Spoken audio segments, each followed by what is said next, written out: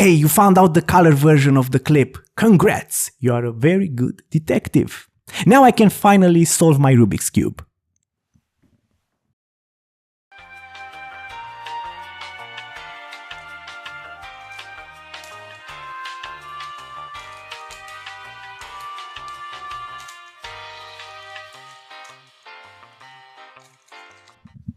Apparently, I'm not really good at this. Let's continue with the comic. And so, Spider-Man Noir was born, co-written by Fabrice Sapolsky and David Hein, with art by the up-and-coming Italian artist Carmine Di Giandomenico. First things first, the comic isn't entirely noir, even if noir is in the title. And it's not really a detective story either. It's actually more of a pulp adventure, with hints of mystery and a small dash of noir.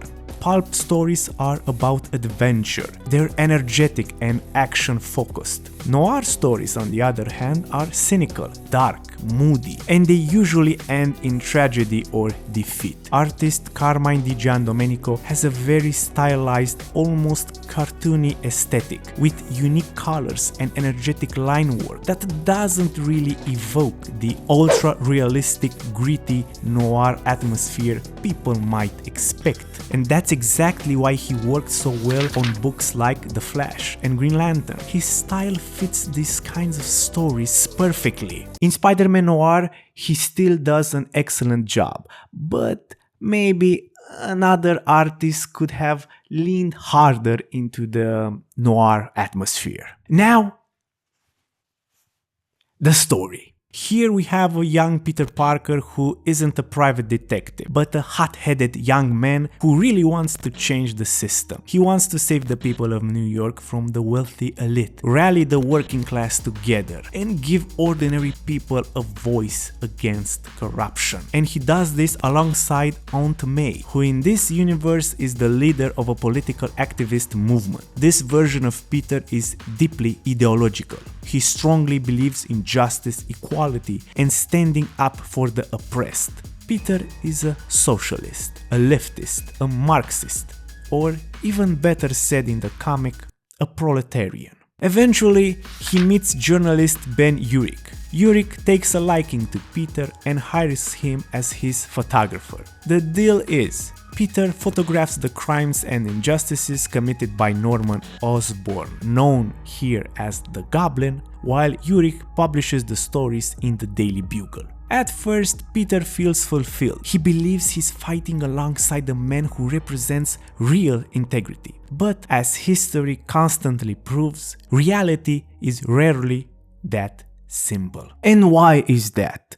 Well, lots of reasons. Economics, wars, and the fact that this lefty mentality was always used and will always be used to bring down governments or political regimes and nothing more. In short, the miserable worker, if not now, surely in the future, will become a consumer with something to lose. Let that sink in.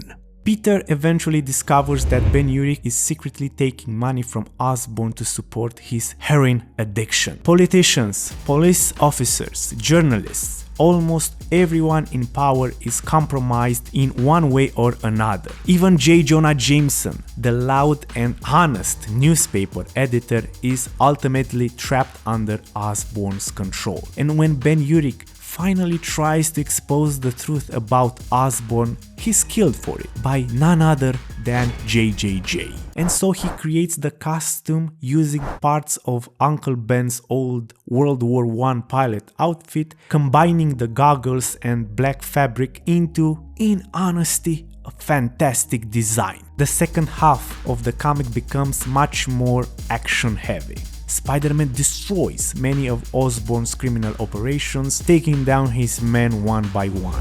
But Osborn never accepts defeat.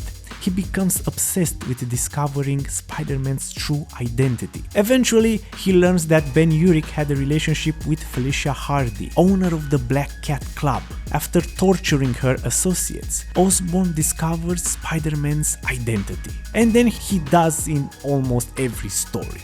He goes after his aunt. Luckily, Spider-Man manages to save her, killing the Vulture with a gun. And this is one of my favorite moments in the comic. Because unlike the traditional Spider-Man stories, this version has no major issue with using guns at first. This is the 1930s. Violence is normal until Aunt May sees what he's done. It's never directly stated, but it's heavily implied that she knows Peter is Spider-Man, and she tells him, I don't want to live. I don't want to live in a world where people kill one another like animals. Do you hear me, young man? I won't have it. Give me the gun. I will leave some QR codes, I don't know, here or something, for the Marvel Unlimited app and an Amazon link if you do want to buy this book digitally. The Noir line became successful enough that Marvel launched additional titles like X-Men, Daredevil, Luke Cage and Iron Man, all under the Noir label. But unfortunately, none of them reached the same level of popularity as Spider-Man. Marvel realized that and later released another miniseries called Spider-Man Eyes Without a Face, with the exact same creative team. But by that point, the main Spider-Man line had become so dominant again that the Noir books slowly faded away. From that point on, Fabrice and David eventually handed the character over to Marvel, remaining grateful for the opportunity, while also feeling that much more could have been done with Spider-Man Noir. Fabrice continued supporting comic creators, launched his own independent comic book publishing projects, and kept doing what he always wanted to do: create comics without heavy editorial mandates while helping smaller creators find opportunities. The story is great, but it does suffer from pacing issues. Everything moves very quickly and some major events happen so fast that you don't have the time to breathe in those events. So what I'm trying to say is that it's not a perfect comic, but it's a damn good one. And one of the best parts, it offers a fresh interpretation of Spider-Man.